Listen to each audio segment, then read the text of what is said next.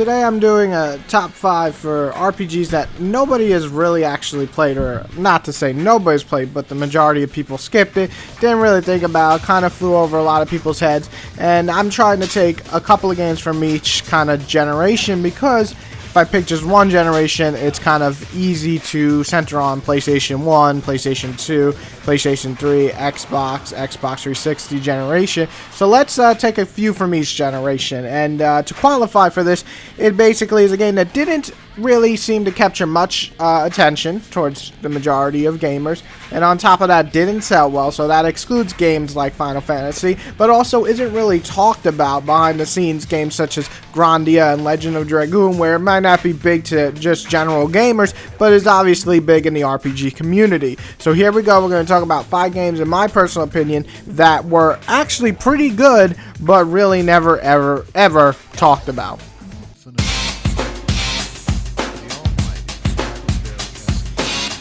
Number 5, Jade Cocoon.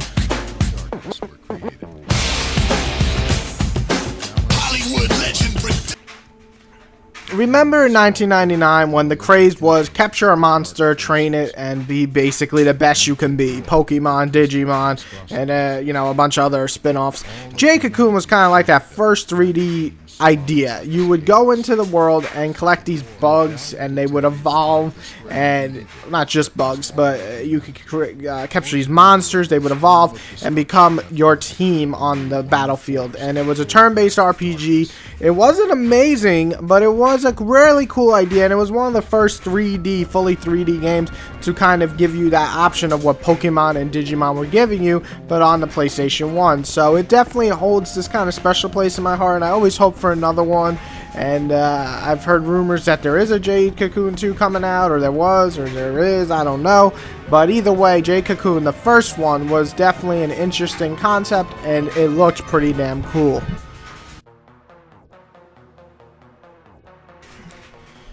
Number 4, Legend of Legaia, or Legaia, whatever, 2.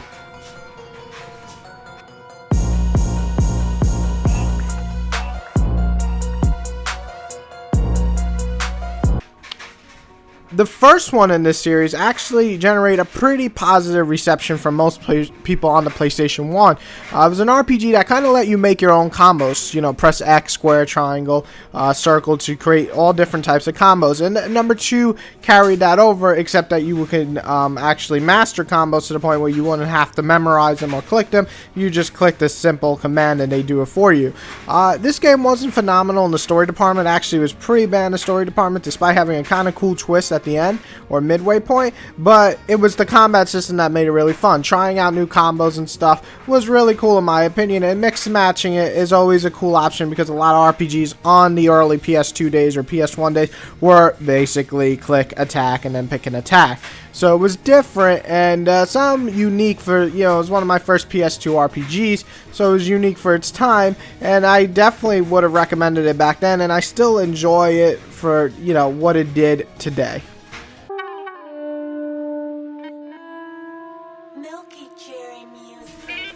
Number 3, Arc the Lad, Twilight of the Spirits.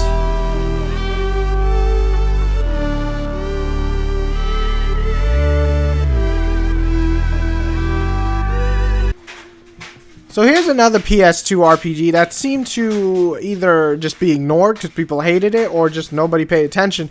But this is kind of interesting to me because I actually like this one a lot. The story was about 2 brothers, so you play 2 different sides of the story, and they interact, and you switch party members every once in a while. And it's really cool to see 2 very different sides of the story all intertwined into one major plot point. I really enjoyed the story of this. The gameplay was kind of like the strategic moving around the field. Think of it kind of like a strategy game, I guess you can say, kind of like a Final Fantasy Tactics. But what was really cool was just getting to know your party members, and each one had this different, unique personality. And I really enjoyed the art design, and just it was like one of these games that no one seemed to really care about. And I played the old Arc the Lads, and I personally like this one the most of them all. So I was really surprised no one actually mentions this one.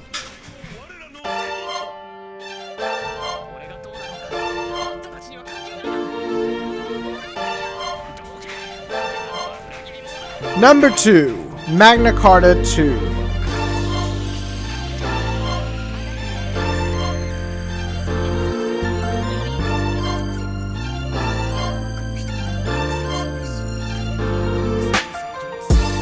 Now, I'll be honest, I never played the first one. It looked kind of like this epic RPG mid-fantasy stuff. So, Magna Carta 2 comes out for the Xbox 360. I'm like, oh, this looks interesting.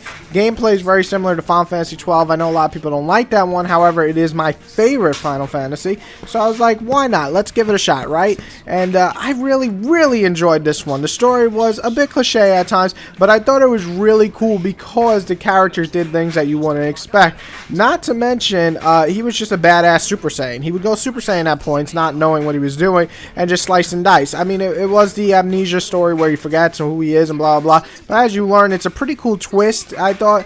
And the gameplay, like I said, was a really major feature of why I loved it. I love turn-based, but I also love the fact that you can move around the field and stuff like Final Fantasy 12. It gave you some pretty cool party members, a lot of extra optional stuff. It was a pretty lengthy adventure. It looked really nice. So overall, I thought Magna Carta 2 was a really solid RPG that everybody seemed to just ignore, even though I even gave it a high rating and said how much I did enjoy it. And also, it was a Korean RPG, and you don't really see that too much. Number 1, Infinite Undiscovery.